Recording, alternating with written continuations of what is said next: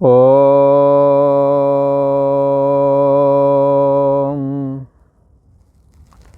श्री योग वासिष्ठ के उपसम प्रकरण में श्री वशिष्ठ जी महाराज बोले, हे राम जी, राजा जनक अपने उपवन में घूम रहे थे कि उसी समय उन्हें सिद्धों के द्वारा आपस में ज्ञान चर्चा जो कि हो रही थी उन्होंने सुनी।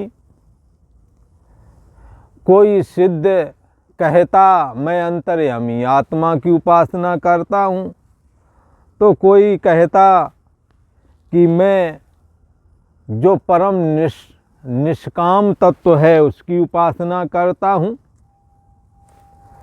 अनेकों प्रकार के उपासना का वर्णन उन सिद्धों के द्वारा वहाँ पर सुना गया और वो निकले थे किस लिए? घूमने टहलने के लिए।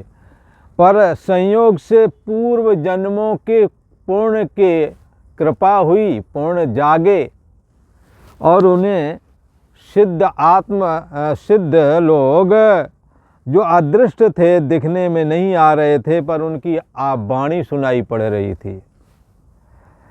शाल्मली नामक एक वृक्ष था, उसके नीचे राजा ने शब्द सुना था। शाल्मली मतलब सेमल, सेमल के पेड़ के नीचे उन्होंने वचन सुना। क्या कह रहे हैं ये सिद्ध लोग? कोई कहता यह जो दृष्टा पुरुष है और दृश्य जो जगत है, उस दृष्टा और दृश्य के मिलाप में जो बुद्धि निश्चित आनंद होता है, हाँ, इष्ट और अनिष्ट के संयोग और वियोग का जो आनंद चित्त में होता है, वह आनंद आत्मा से ही उदय होता है। ऐसा उपदेश चल रहा था। तो किसी ने कहा ये आत्मा से कैसे उदय हो रहा है? तो क्या है कि हमारी वृत्ति हमेशा प्रतिक्षण बदलती रहती है। जैसे आप शीशे में अपना मुख देख रहे हों, शीशा हिलता रहता है, तो हिलने के साथ में क्या दिखता है कि उसमें तुम्हारा जो प्रतिबिंब रूप चेहरा है वो भी बड़ी तेजी से हिल रहा है, क्योंकि शीशा बड़ी तेजी से हिल रहा है। तभी किसी ने, आप गए थे शीशा में अपना मुख देखने के लिए, तभी किसी ने उस शीशे को स्थिर कर दिया और आपका मुख उसमें पूरा पूरा दिखने लगा। आप खुश हो गए अपना ही चेहरा देख के, जो कि दिखने में नहीं आ रहा था। ऐसे ही आप बराबर समाधि का अभ्यास करें। ईश्वर की कृपा होगी, वो मन रूपी दर्पण को थोड़ी देर के लिए रोक देंगे, बस वो क्षण समाधि का कहलाएगा। उस समय जो चित्त में एकाग्रता का सुख प्राप्त होता है, वो सुख यद्यपि ऐसा लगता है कि मेरे को धन प्राप्त हुआ इसलिए सुख मेरे को धन से आया, स्त्री प्राप्त हुई है इसलिए ये सुख हमारे को स्त्री से प्राप्त हुआ है, पुरुष प्राप्त हुआ है इसलिए ये सुख मुझे पुरुष से प्राप्त हुआ है, मान प्रतिष्ठा मिली है इसलिए ऐसा लगता है बाहर से आया। ऐसे ही लगने लगता है जैसे दर्पण में दिखने वाला चेहरा, ऐसा लगता दर्पण में मैं दिख गया, जबकि ग्रीवा ऊपर मुख तुम्हारा असली मुख है वो कभी देखा ही नहीं गया, आज तक किसी ने नहीं देखा। जब भी अपना चेहरा देखा तो दर्पण के माध्यम से देखा। ऐसे ही चैतन्य सत्ता आत्मा इनेदम सर्वम विजानिया तम केन विजानिया, तो उस आत्मा के द्वारा सब कुछ जाना जाता है। उस आत्मा को किसके द्वारा जानोगे? आत्मा कहते ही उसे हैं जो इंद्रियों का विषय नहीं है, इंद्रियों के द्वारा नहीं दिखता, मन बुद्धि आदि के द्वारा भी जो नहीं दिखता। अपितु ऐसा कहा गया है, मति न लखै जेहि मत लखै सो मैं शुद्ध अपार। बुद्धि जिसको नहीं जानती, जो बुद्धि को जानता है वह ऐसा शुद्ध परम ब्रह्म चैतन्य सत्ता जिसको आत्मा कहा है, सोहम अस्मि वो मैं ही हूँ, ऐसा करके जाना जाता है। ऐसे आनंद स्वरूप आत्मा को श्वास से अभिन्न होकर के जब ज्ञानवान महापुरुष जान जाता है तो उसकी आनंद की सीमा नहीं रह जाती। अविनाशी बारे आत्मा, आत्मा अविनाशी है। उस अविनाशी आत्मा में स्थिति लाभ प्राप्त करने की वजह से मान भुवम ये भूयासम इति प्रेम आत्मनि इच्छते, जो जीवन भर ये चाहते रहे कि मेरा कभी अभाव ना हो, मैं सदा बना रहूं, ये बात आपकी पूरी हो गई। क्योंकि आपने देह से, मन बुद्धि आदि से अपने को असंग कर लिया। पर शेष से बचा हुआ तुम्हारी असली मैं निकली, ये असली मैं अविनाशी है। न हन्यते हन्न माने शरीर, शरीर के मरने पर भी ये मरती नहीं है। सिद्ध कह रहे हैं राजा जनक ने जो चर्चा सालमली पेड़ के नीचे जो सुनी, वो कह रहा था दृष्टा का दृश्य के साथ जो संबंध होने से आनंद प्राप्त होता है, वो आनंद आत्मा का है। किसी ने कहा कैसे? जैसे स्त्री का पुरुष से संबंध हुआ, जैसे बिछड़ा हुआ किसी का बेटा माँ बाप से मिल जाए तो ऐसा लगता है ये सुख हमारे बेटे से आया है। वही बेटा काफ़ी समय रह जाए, अकर्मण्य निकल जाए, कहना ना माने, तो फिर वो उतना ही अप्रिय हो जाता है। प्रियता कहाँ गई? ये जो औपाधिक सुख है आया तो था आनंद आत्मा से। कैसे आया था? जैसे दर्पण हिलता है तो आपका चेहरा समझ में नहीं आता, सुंदर सा चेहरा आपको समझ में नहीं आता अपना, पर जब दर्पण रुक गया तो आपका सुंदर चेहरा जब आपने देखा तो आप खुश हो गए। जैसे कि महिलाएं दर्पण में अपना चेहरा मेकअप करके देखती है, एक बार इधर उधर एक्टिंग करके देख लिया, समझ में आ गया, अब हम दिखने काबिल बन गई। जाएंगे सड़क में लोग जरूर देखेंगे। प्रयोजन सजने के पीछे हम नहीं कहते कि कोई दिखाने जा रहा होगा, पर गहरे में यदि देखा जाए तो न कहीं ये तो रहता ही है कि मैं दूसरों को अच्छा दिखूं। मेकअप के लिए, मेकअप इसीलिए होता है, मैं कुरूप दिखूं ऐसा कोई नहीं चाहता। खैर, अंतर्यामी आत्मा का आनंद सिद्ध कहते हैं। ये दृष्टा और दृश्य का संबंध जो होता है उससे जो सुख प्राप्त होता है वो अंतर्यामी आत्मा का आनंद है। इस आनंद को आभासित आनंद कहते हैं। जैसे कि बिछड़ा हुआ बेटा मिल जाए तो चित्त इतना सुखी होता है, वहाँ चित्त एक क्षण के लिए निर्विकल्प हो गया, हिलना डुलना, चित्त का मतलब मन, हिलना डुलना बंद कर दिया एक क्षण के लिए। उस समय पीछे जो साक्षी आत्मा सदा निर्विकल्प रूप ही है, सदा आनंद स्वरूप ही है, वो चित्त में प्रतिफलित हो जाता है। सेम ऐसे ही जैसे हिलते हुए दर्पण में आपका चेहरा नहीं दिखता, पर जब दर्पण का हिलना बंद हो जाए तो सुंदर सा चेहरा आपका दर्पण में दिख जाता है, जिससे आपको एक अजीब शांति मिलती है कि चलो भाई ठीक है, चेहरा मोहरा अभी अच्छा लगता है, लोग देखेंगे, इस तरह का मन में आता है। तो क्या है कि ये जो एक संतुष्टि अच्छा, उसी समय यदि कोई चेहरा कुरूप हो तो सुख नहीं मिलेगा। कुरूपता का मतलब यदि वृत्ति आपकी विक्षिपित है, दृश्य यदि विक्षिपित करने वाला है, उससे आपको सुख प्राप्त नहीं होगा, दुख प्राप्त होगा।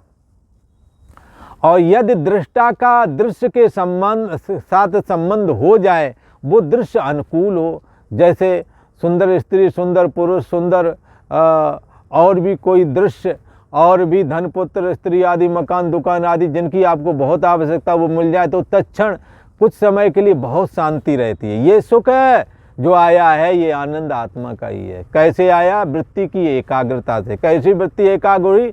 बाह्य दृश्य जगत आपके अनुकूल मिल गया, स्त्री के रूप में, पुरुष के रूप में, पुत्र के रूप में, धन के रूप में, मकान दुकान के रूप में, मान प्रतिष्ठा के रूप में, आप जो चाहते थे वो मिल गया उस रूप में।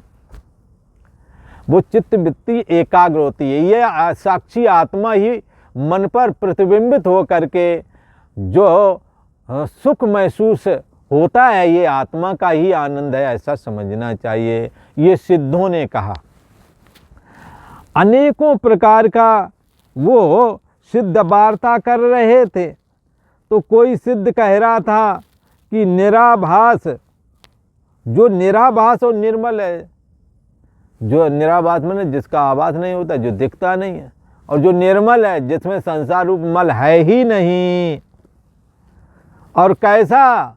संसार का मल तो है नहीं, और संसार जिससे निकलता ऐसा मन भी जिसमें नहीं है, उस आत्मा की हम उपासना करते हैं, ऐसा बोला एक सिद्ध।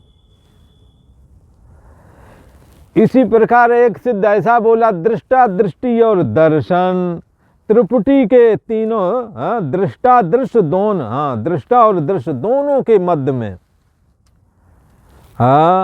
अस्ति और नास्ति, जिसके द्वारा सिद्ध होता है, अस्ति और नास्ति दोनों पक्ष से रहित। ये वस्तु है, फिर ये वस्तु, इसको कहें अस्ति और कहेंगे नास्ति, दोनों पक्षों से रहित। विधि और निषेध, दृश्य का होना और दृश्य का न होना, दोनों किससे सिद्ध होते हैं? दोनों के मध्य में कौन है? जैसे जागृत अवस्था अभी है अस्ति, अभी ये थोड़ी देर में निद्रा आएगी, नास्ति हो जाएगी। तो जागृत गया और स्वप्न भी चालू होने वाला है, चालू हुआ तो अस्ति, नास्ति हुआ ये जागृत अवस्था। अस्ति कौन हुआ? शुरुआत किसकी हुई? स्वप्न की। इसके बीच में कौन है? इन दोनों के मध्य में कौन है? अस्ति नास्ति दोनों के मध्य में, दोनों पक्षों से रहत है। एक स्थिति, एक संधि पीरियड ऐसा आता है जब ना जागृत होता है ना ही स्वप्न की शुरू हो। जागृत का अंत हुआ, स्वप्न अभी शुरू नहीं हो पाया कि उस क्षण परमात्मा कैसा होता है? शुद्ध चेतन नंगा परमात्मा जिसको कहते हैं। किसी का नंगा परमात्मा का मतलब कपड़े नहीं पहने हैं क्या? नंगा परमात्मा का मतलब ना उसमें शरीर रूपी कोई कपड़ा है, न कोई मन इंद्री रूपी कपड़ा है, न बुद्धि रूपी कपड़ा है, न जागृत अवस्था वाला बड़ा सा कपड़ा है, और न फिर ये खत्म हुआ तो अभी सपने वाला कपड़ा ओढ़ नहीं पाए। इतने बीच में चैतन्य सत्ता शुद्ध और निर्विकल्प होता है। कहता है सिद्ध कि मैं उसी की उपासना करता हूँ, मैं उसी उपासना करना, मैं उसी में स्थित हूँ। वो ये कह रहा है। और एक कह रहा है कि सूर्य आदि को भी जो प्रकाशता है, न तत्र सूर्यो भाति, न तत्र सूर्य भाति, न चंद्र तारिकम नेमा बुद्धितो भांति कुतो अयम अग्नि। जिस चैतन्य सत्ता आत्मा को सूर्य चंद्रमा प्रकाशित नहीं कर सकते, न अग्नि, जो सूर्य चंद्रमा को भी प्रकाशित करता है, सत्ता देता है, ऐसी चैतन्य सत्ता आत्मा की हम उपासना करते हैं। श्री वशिष्ठ जी महाराज कहते हैं, सातों सिद्धों, ये जो 7 सिद्ध थे जो आपस में चर्चा कर रहे थे, और अनेकों प्रकार से तत्व ज्ञान की आपस में तत्चिंतनम तत्कथनम अन्योन्यम तत्प्रबोधनम एतत् देख परस्त्वम ब्रह्मा व्यासा विदुर्बुधा। ये 7 सिद्ध जो हैं वो वहाँ पर आपस में ब्रह्माभ्यास कर रहे हैं, ब्रह्म की चर्चा कर रहे हैं। कैसे कर रहे? तत्चिंतनम तत्कथनम, उसका चिंतन कर रहे, उसका कथन कर रहे। अन्योन्यम तत्प्रबोधनम, आपस में उसका प्रबोधन कर रहे हैं। ऐसे करके चर्चा राजा जनक ने जब सुनी, और वो अंतर्यामी आत्मा में तत्क्षण विश्रांति लाभ प्राप्त कर गए, क्योंकि चित्त निर्मल था। निर्मल चित्त में तत्वज्ञानी के द्वारा उपदेश मात्र की आवश्यकता रहती है। इससे पहले उन्होंने निष्काम कर्म आदि उपासना कर ली है, यज्ञ दान तप संपादन कर लिए हैं। विवेक वैराग खट संपत्ति और मुमुक्षुता रूप साधन उनके अंदर विद्यमान है। चारों साधन उनके हैं। मल विक्षेप जाके नहीं किंतु एक अज्ञान, होए चौ साधन सैत नर सो अधिकृत मतिमान। जिसके हृदय में पाप नहीं, विक्षेप नहीं, मन निर्मल है, शांत है, उस चित्त में वाणी के द्वारा दुर्लभ तत्व ज्ञान का उपदेश जब किया जाता है तो सीधा प्रवेश करके समाधि को उपलब्ध हो जाता है सुनते ही। कौन सी समाधि? ज्ञान समाधि। चैतन्य सत्ता ही सब और ओतप्रोत है, समाया हुआ है, सर्वात्म भाव को प्राप्त हो जाता है, ये ज्ञान समाधि है। उसको तत्क्षण प्राप्त हो जाता है। जब राजा जनक ने ये सब सुना तो उन्हें बैराग हो गया। अरे इस संसार में स्थायी कुछ नहीं है, विचारने लगे। यहाँ तो बड़े बड़े पुरुष आए और बड़े बड़े गुणवान आए। इस ब्रह्मा के जगत में ऐसे बड़े बड़े गुणवान और वीरवान पराक्रमी लोग भी आए, पर इनकी पंक्ति की पंक्ति खत्म हो गई, आए चले गए। जैसे जल के बुलबुले उपज कर नष्ट हो जाते हैं, तैसे ही यहाँ जो आकर के जिसने जन्म लिया उसने एक दिन कूच किया है। यहाँ स्थायी कुछ नहीं है, इस संसार में आस्था बांध करके जीना वृथा ही है, ऐसा सोचने लगे। और मेरे इस कर्म को देखकर संत जन हंसेंगे। इस संसार के रचयिता ब्रह्मा भी कई हो गए हैं, मैं किस भ्रम में पड़ा हुआ हूँ। संसार रूपी रात्रि में देह रूपी शून्य दृष्टि स्वप्ना है। उस भ्रम में मैंने आस्था बांध रखी है, इससे मुझको धिक्कार है। यह है वह है और मैं इत्यादि जो भ्रम आत्मा में दिख रहा है, ये मिथ्या एक कल्पना ही है, ये मिथ्या कल्पना उठी है। जैसे स्वप्न में जगत की मिथ्या कल्पना उठती है और जगत सत्य सा दिखता है, ऐसे ही यहाँ भी उठी है।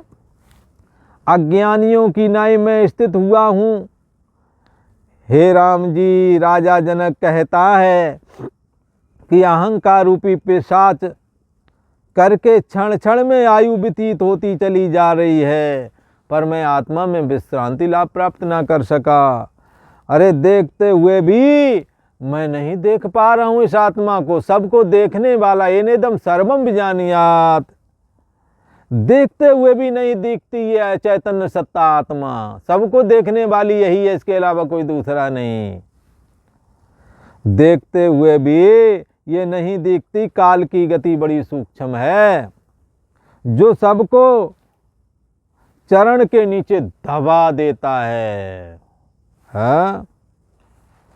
हे राम जी, श्री वशिष्ठ जी महाराज कहते हैं, हे राम जी, सदाशिव और विष्णु जिसने खेलने का गेंद किया है और वह सबको भोजन करता है, इससे मुझको जीने में क्या आस्था माननी है। सदाशिव और विष्णु जिसने ये सारा खेल रचा है जगत का, और वो काल के रूप में सबका भक्षण कर जाता है, सबकी संरचना करता है, सबका भक्षण भी कर जाता है। सदाशिव और विष्णु जिसने खेलने का गेंद किया है और वह सबको भोजन करता है, जैसे बनाया सबको नष्ट भी कर देता है, इससे मुझको जीने में क्या आस्था बांधनी, यहाँ कुछ स्थायी नहीं है। राम जी, जितने पदार्थ थे वे निरंतर नाश को यहाँ प्राप्त हो जाते हैं। कोई दिन में, कोई पक्ष में, कोई वर्ष में यहाँ नष्ट होता चला जाता है। परंतु हे राम जी, जो अविनाशी वस्तु है वह अब तक, राजा जनक कहता है, वशिष्ठ जी महाराज कहते हैं, हे राम जी, राजा जनक ये कह रहा है क्या कि अविनाशी जो वस्तु है वह अब तक नहीं देखी। वर्षों व्यतीत हो गए, हमने सारा जीवन गुजार दिया।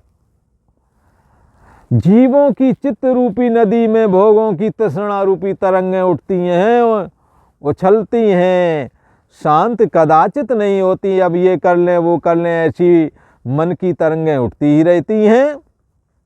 जैसे वायु से नदी में तरंगें उठती हैं, सोमता से रहित हो जाते हैं, सौम्य अवस्था जो जल की है उससे रहित हो जाता है जल नदी का जब हवा चलती है। जिसको चित्त में भोग की अभिलाषा है उनको अतुच्छ पद दृष्टि नहीं आता और वे कष्ट से कष्ट को प्राप्त हो जाते हैं। जिनके अंदर भोगों की तृष्णा है उनको अतुच्छ अर्थात आत्मपद दृष्ट नहीं आता। वो जगत को ही सत्य जान करके रमणीक जान करके प्रवृत्त होते रहते हैं और वे कष्ट से कष्ट को प्राप्त होते हैं। उन्हें दुख से दुखांतर प्राप्त होता है। परंतु राजा जनक कह रहे हैं कि अब तक मैं विरक्त नहीं हुआ, इससे मुझको धिक्कार है।